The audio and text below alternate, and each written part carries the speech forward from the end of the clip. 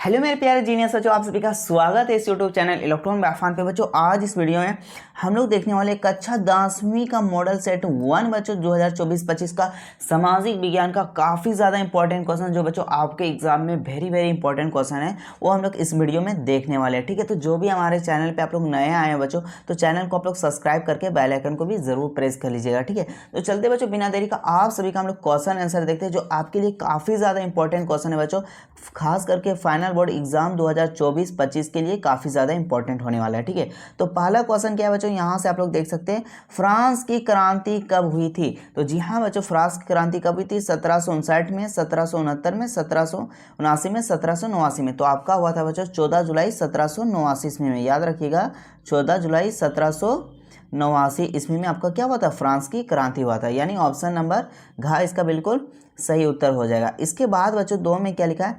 सामाजिक उपबंध social contract नामक पुस्तक का लेखक कौन है? रूसो है, मॉन्टेस्क्यू है, दिदरो है, वोल्टेयर है। तो आपका ये सही उत्तर हो जाएगा बच्चों ऑप्शन नंबर का रूसो हो जाएगा। ठीक है, इसके बाद बच्चों देखिए क्वेश्चन 3 में क्या है?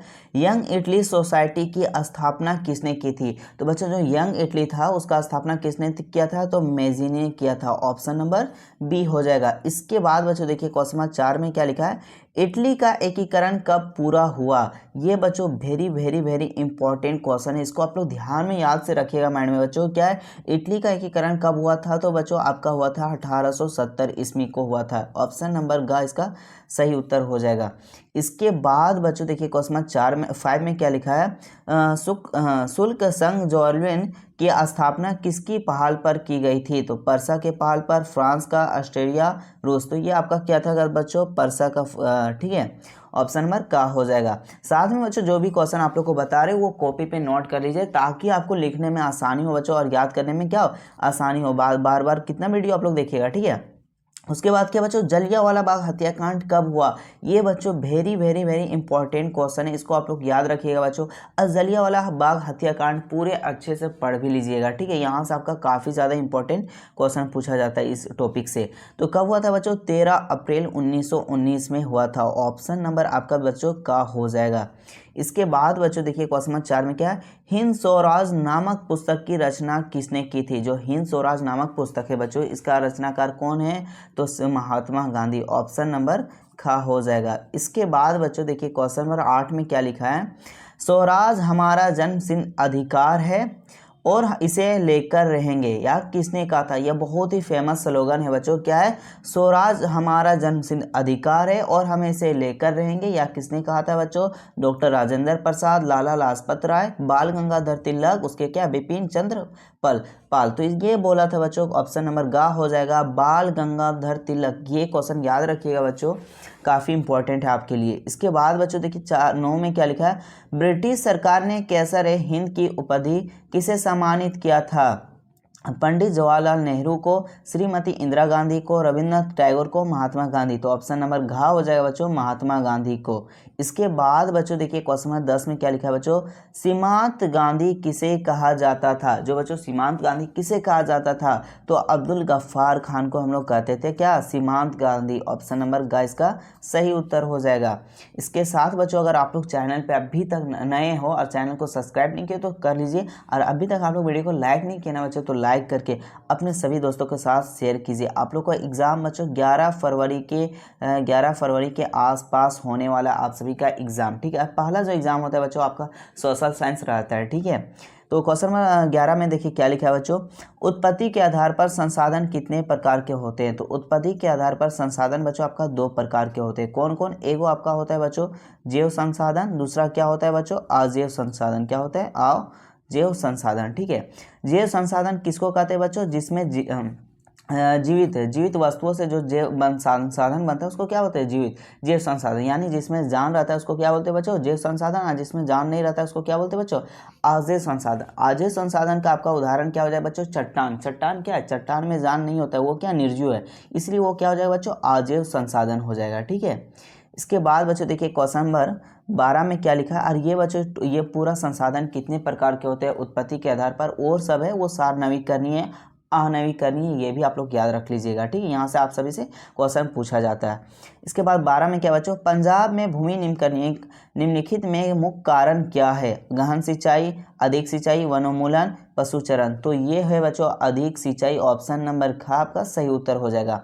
इसके बाद बच्चों 13 में क्या लिखा है, प्रथम पृथ्वी सम्मेलन का आयोजन किस वर्ष किया गया था? 1992 में, 1997 में, 2005 को, 2012 को। तो आपका बच्चों किया था 1992, ऑप्शन नंबर का इसका सही उत्तर हो जाएगा बच्चों।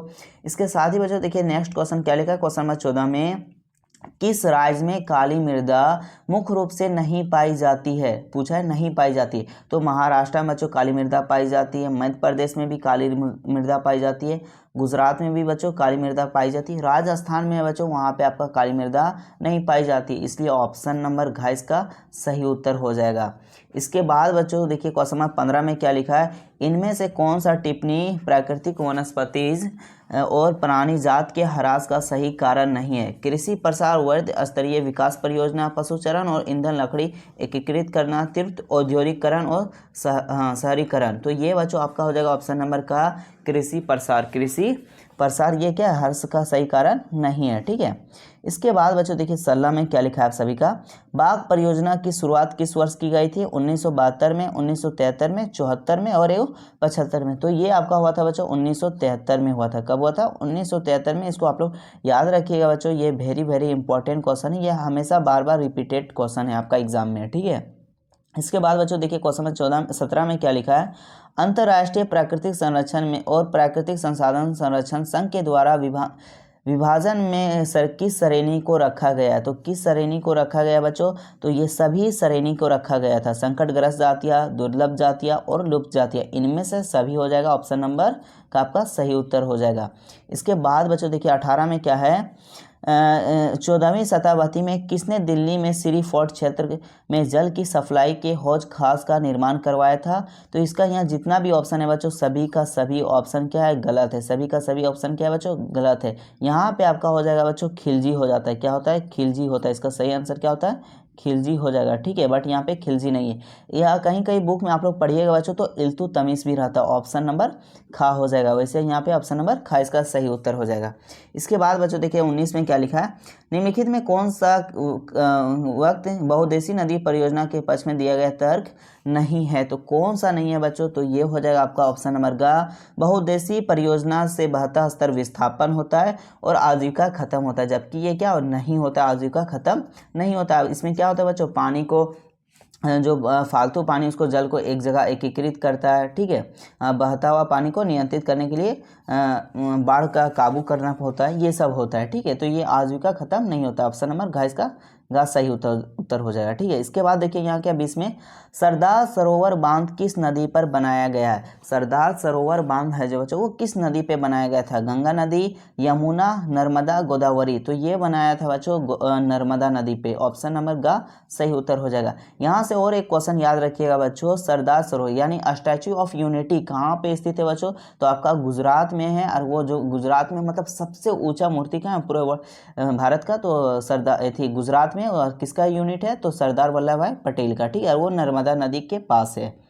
इसके बाद देखिए 21 में क्या, सामान्यतः किसी देश का विकास किस आधार पर निर्धारित किया जा सकता है? प्रति व्यक्ति आय, औसत साक्षरता दर, लोगों की स्वास्थ्य स्थिति, उपरोक्त सभी। तो ऑप्शन नंबर घ सही हो जाएगा, ऑल ऑफ द अबव। इसके बाद बच्चों देखिए 22 में क्या है, मान लीजिए किसी देश में 4 परिवार है, इन परिवारों की प्रति व्यक्ति आय 5,000 है। अगर 3 परिवार की क्रमशः 4,000 से 7,000 और 3,000 है तो चौथे परिवार की आय है। तो बच्चों ये 4 और 5 को गुणा कर दीजिए, आपका कितना हो जाएगा बच्चों? 20,000 हो जाएगा। कितना हो जाएगा? 20,000। और ये तीनों को जोड़ के 20,000 से घटा दीजिए, वही आपका आंसर हो जाएगा। और इसका आंसर आप लोग माइनस करके बच्चों कमेंट बॉक्स पे आप लोग जरूर बताइएगा, ठीक है। इसके बाद बच्चों 23 में क्या लिखा है क्वेश्चन, मानव विकास रिपोर्ट देश की तुलना किस आधार पर करती है? स्वच्छता के आधार पर, शिक्षा के आधार पर, प्रति व्यक्ति आय का, उपरोक्त सभी। ऑप्शन नंबर घ इसका सही हो जाएगा। इसके बाद बच्चों देखिए क्वेश्चन नंबर 24 में क्या लिखा है आप सभी का, कि किस वर्ष में एक वर्ष में पैदा हुए 1,000 जीवित बच्चों में से इन 1 वर्ष की आयु से पहले मर जाने वाले बच्चों की संख्या क्या कहलाती है? तो आपका शिशु मृत्यु दर कहलाती है बच्चों। ऑप्शन नंबर का इसका सही उत्तर हो जाएगा। इसके बाद बच्चों देखिए 25 में क्या है, वनो उत्पादक का संग्रह करना किस क्षेत्र का गतिविधि है? तो ये बच्चों आपका प्राथमिक क्षेत्र का गतिविधि है। साथ में याद रखना वनोन्मूलन और पशुचरण, ठीक है, यह सारा बच्चों आपका प्राथमिक क्षेत्र के अंतर्गत आता है, ठीक है। और ये जो तृतीयक क्षेत्र है बच्चों, इसको हम लोग बोलते हैं सेवा क्षेत्र के नाम से भी जाने जाते हैं, जैसे ट्रक, बैंक, टीचिंग, पढ़ाना, ये सब आपका क्या है बच्चों, तृतीयक क्षेत्र का उदाहरण है, ठीक है। इसके बाद और ये प्राथमिक, द्वितीयक और तृतीयक, ये तीनों क्षेत्र बच्चों अच्छे से आप लोग याद रखिएगा। यहाँ से बच्चों आप सभी का एक क्वेश्चन पक्का पूछा जाता है आपका, ठीक है। इसके बाद बच्चों ये देखिए क्वेश्चन 26 में क्या है, वे क्षेत्र जो सरकार द्वारा पंजीकृत होते यानी रजिस्टर होते हैं और उन्हें सरकारी नियमों और विनियमों का अनुपालन करना होता है कहलाते। तो क्या कहलाते बच्चों, आपका संगठित क्षेत्र कहलाते। क्या कहते हैं, संगठित क्षेत्र। और जो सरकार का नियमों का पालन नहीं करता है बच्चों, नियमों का, तो उसको हम लोग क्या बोलते हैं, असंगठित क्षेत्र कहते हैं, ठीक है। तो इसका हो जाएगा ऑप्शन नंबर का सही उत्तर हो जाएगा। इसके बाद बच्चों देखिए 27 में क्या लिखा है, रमेश, सुरेश, नरेश और राकेश 4 भाई हैं। रमेश खेतों में काम करता है, सुरेश किसी फैक्ट्री में मजदूरी करता है और नरेश एक शिक्षक है और राकेश एक क्या है, टैक्सी ड्राइवर है। इनमें से किस कार्य को सेवा क्षेत्र के अंतर्गत होते हैं? सेवा क्षेत्र को क्या कहते हैं बच्चों, तृतीयक क्षेत्र। तृतीयक क्षेत्र यानी आपका हो गया जो सेवा करना। तो यहाँ सेवा कौन कर रहा है बच्चों, शिक्षा भी एक क्या, सेवा करना। टैक्सी ड्राइवर ये भी क्या कर रहा है, सेवा। तो हो जाएगा आपका क्या है, नरेश और क्या हो जाएगा बच्चों, राकेश। तो ऑप्शन नंबर घ इसका सही उत्तर हो जाएगा, नरेश और राकेश, ठीक है। इसके बाद बच्चों यहाँ देखिए 28 में क्या लिखा है, रोहन एक कुशल बेरोजगार युवक है। वह रोजगार गारंटी देने वाली सरकारी योजना मनरेगा के तहत अपनी पंजीकृत करवाता है, ठीक है। उसके बाद क्या है, रोहन को वर्ष में कितने दिनों की रोजगार गारंटी मिलेगी? तो आपका 200, 365, 100 दिन या 250 दिन। तो आपको 100 दिन के अंदर की रोजगार गारंटी देने का अधिनियम मिलेगा, ठीक है। और यहाँ बच्चों आप लोग एक बात बोल रहे हैं, मनरेगा का अगर आप लोग को फुल फॉर्म पता है तो आप लोग कमेंट बॉक्स पे जरूर लिखिए। अगर नहीं पता है बच्चों तो आप लोग कमेंट बॉक्स पे जाके चेक कर लीजिए, ठीक है। और एक रिक्वेस्ट है बच्चों, आप लोग वीडियो को ना अपने दोस्त के पास जरूर से जरूर शेयर कीजिएगा, ठीक है। इसी तरह बच्चों डेली आप सभी का लाइव 7 बजे से डेली लिया जाएगा, ठीक है। तो आप लोग लाइव में हमेशा ज्वाइन हो जाइएगा, ठीक है। और सभी दोस्त के साथ बता भी दीजिएगा, ठीक है। इसके बाद 29 में क्या बच्चों, एक खेत में लक्ष्मण और उनके परिवार के 4 व्यक्ति काम करते हैं, जिसमें सालाना 20 क्विंटल गेहूं का उत्पादन होता है। लक्ष्मण के चचेरे भाई करण ने 1 वर्ष तक लक्ष्मण और उसके परिवार के साथ कार्य किया, परंतु उस वर्ष कुल उत्पादन में कोई वृद्धि नहीं हुआ। कारण परिस्थिति के किस श्रेणी में रखा जाएगा? तो ये आपको मौसमी बेरोजगारी रखा जाता है, ठीक है। इसके बाद बच्चों देखिए क्वेश्चन नंबर 30 में क्या है, अर्थव्यवस्था में प्रत्येक क्षेत्र अंतिम उत्पाद की गणना क्यों की जाती है? ताकि दोहरी गणना की समस्या से बचने के लिए। ऑप्शन नंबर आपका खास सही उत्तर हो जाएगा। इसके बाद बच्चों देखिए क्वेश्चन नंबर 31 में क्या है, सत्ता की साझेदारी के संबंध निम्न में से कौन सा कथन आश्रित है? सत्ता की साझेदारी लोकतंत्र के लिए लाभदायक है, इससे असामाजिक समूह को टकराव का अंदेशा घटता है, या अस्थिरता एवं आपसी को फूट बढ़ाती है, सत्ता में लोगों की भागीदारी को कराती। तो ये हो जाएगा बच्चों, यह अस्थिरता एवं आपसी फूट को बढ़ाती। ये क्या हो जाएगा, ये सही है, बट यहाँ पूछा है असहित, और असहित आपका क्या हो जाएगा, ये हो जाएगा ऑप्शन नंबर ग सही उत्तर हो जाएगा, ठीक है। इसके बाद बच्चों देखिए क्या लिखा है 32 में, निम्नलिखित में कौन सा बेल्जियम एक भाषीय समूह नहीं है? बेल्जियम में एक भाषीय समूह कौन सा नहीं है बच्चों? French, Dutch, German, Spence. तो ये आपका हो जाएगा बच्चों स्पेंस, आपका ये क्या है, बेल्जियम का एक भाषीय समूह नहीं। ऑप्शन नंबर का इसका सही उत्तर हो जाएगा। इसके बाद बच्चों देखिए 33 में क्या है, स्वतंत्र राष्ट्र बनने के बाद श्रीलंका में किसे राजभाषा घोषित किया गया? तो राजभाषा घोषित किसको किया गया था बच्चों? तो सिहली को किया गया था, ठीक है। और यहाँ से एक क्वेश्चन है बच्चों, जो आपका हम लोग का हिंदी है, हम लोग जो हिंदी भाषा बोलते हैं, वो आपका राजभाषा या राष्ट्रीय भाषा? आप लोग कमेंट बॉक्स पे जरूर बताइएगा, ठीक है। ये क्वेश्चन बच्चों हम आप सभी का न्यूज़ एंड क्यूज पे आप लोग को बताए थे। इसके बाद बच्चों देखिए क्वेश्चन 34 में क्या लिखा है, श्रीलंका स्वतंत्र राष्ट्र कब बना? तो श्रीलंका बच्चों स्वतंत्र राष्ट्र कब बना था? तो हमारे जस्ट आज़ादी के बाद 1 साल के बाद बना था, यानी बच्चों 1948 में। ऑप्शन नंबर का आपका सही उत्तर हो जाएगा। इसके बाद बच्चों देखिए क्वेश्चन नंबर 35 में क्या है, निम्नलिखित में कौन सा संघवाद का एक विशेषता नहीं है? या सरकार या दो से अधिक स्तर की वाली होती है, ये आपका होता है बच्चों। अलग अलग सरकार एक ही सरकार के नागरिक समूह पर शासन करती है, ये भी होता है। विभिन्न स्तरों की सरकारों अधिकार क्षेत्र संविधान में स्पष्ट रूप से वर्णित नहीं होते, ये आपका गलत हो जाएगा। अदालतों और को संविधान और विभिन्न स्तर की सरकारों को अधिकारियों का व्याख्या करने का अधिकार है, ये भी सही। ऑप्शन नंबर यानी गा सही उत्तर हो जाएगा आपका बच्चों। इसके बाद बच्चों देखिए क्वेश्चन नंबर क्या है 36 में, निम्नलिखित में कौन सा भारत की अनुसूचित भाषा के रूप में शामिल नहीं है? अरबी, मैथिली, संथाली, असमिया। तो ये हो जाएगा बच्चों अरबी। अरबी किसका भाषा है, कौन सा देश का? तो ये आपका सऊदी अरब का भाषा है बच्चों। मिडिल ईस्ट तरफ क्या बोला जाता है? अरबी बोला जाता है। इसके बाद बच्चों देखिए 37 में क्या है, निम्नलिखित में कौन सा सम्मिलित नहीं है? राज्य सरकार राज्य सूची कहते हैं, केंद्र सरकार संघीय सूची कहते हैं, केंद्र और राज्य सरकार समवर्ती सूची कहते हैं, स्थानीय सरकार अपिष्ट अधिकारी। ये आपका हो जाएगा ऑप्शन नंबर घ। ये क्या है बच्चों? सम्मिलित नहीं होता है, यानी ये गलत है। और ये आप लोग तीनों याद रखिएगा बच्चों। राज्य सरकार को क्या कहते हैं? राज्य सूची। केंद्र सरकार को कहते हैं हम लोग संघीय सूची। और केंद्र और राज्य दोनों सरकार का जहां मर्जी चलते हैं उसको क्या बोलते हैं? समवर्ती सूची बोलते हैं हम लोग। इसके साथ ही बच्चों देखिए क्वेश्चन नंबर 38 में क्या लिखा है, भारत में विकेंद्रीयकरण के संबंध में कौन सा कथन सहित है? तो कौन सा कथन सहित है बच्चों? तो वास्तविक विकेंद्रीयकरण की दिशा एक बड़ा कदम 1992 में उठाया गया। ऑप्शन नंबर का इसका बिल्कुल सही उत्तर हो जाएगा। ठीक है। इसके साथ बाद बच्चों देखिए क्वेश्चन नंबर 39 में क्या लिखा है, इन निम्न में से कौन सा सम्मिलित नहीं है? वर्ग विशेष एक हित समूह, किसी विशेष तबके या समूह के हितों को बढ़ावा देने वाले संगठन, ये सम्मिलित है। राजनीतिक दल ऐसे संगठन जो राजनीतिक सत्ता पाने की गरज से लोगों का लंबोत करता है, ये भी सही है। आंदोलन क्या है? किसी सामाजिक समस्या के समाधान के लिए चलाया गया एक ऐसा संघ जिसके संगठीकरण संरचना की भी कर, ये भी सही है। दबाव समूह राजनीतिक में सीधे भाग लेते, राजनीतिक में सीधे भाग नहीं लेते बच्चों, ये क्या है? गलत है। ऑप्शन नंबर का इसका सही उत्तर हो जाए। जो दबाव समूह है बच्चों वो राजनीतिक में सीधे भाग नहीं लेते हैं। ठीक है। इसके बाद बच्चों देखिए लास्ट क्वेश्चन जो हमारा आखिरी क्वेश्चन है 40 बच्चों, निम्नलिखित में कौन सा सम्मिलित नहीं है? तो नर्मदा बचाओ आंदोलन एक मुद्दे पर आधारित आंदोलन, ये सम्मिलित है।